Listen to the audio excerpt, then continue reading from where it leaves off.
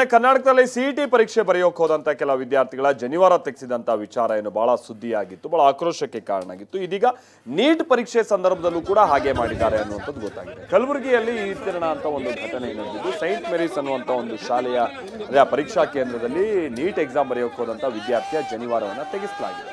ಇದು ಬಹಳ ಸಿಟ್ಟಿಗೆ ಕಾರಣ ಆಗಿದ್ದು, ಅಲ್ಲಿ ಬಂದಂತ ಬ್ರಾಹ್ಮಣ ಸಮುದಾಯಕ್ಕೆ ಸಂಬಂಧಪಟ್ಟ ಹಾಗಿನ ಹಲವಾರು ಮಂದಿ ಪರೀಕ್ಷಾ ಮೇಲ್ವಿಚಾರಕರ ವಿರುದ್ಧವಾಗಿ ತಮ್ಮ ಸಿಟ್ಟನ್ನ ವ್ಯಕ್ತಪಡಿಸಿದ್ದಾರೆ. ಅಲ್ಲೇ ಶಾಸ್ತ್ರೋಕ್ತವಾಗಿ ಜನಿವಾರ ಧಾರಣೆಯನ್ನ ಮಾಡಿಸಿದಂತ ಪ್ರಸಂಗ ಕೂಡ ನಡೆದಿದೆ.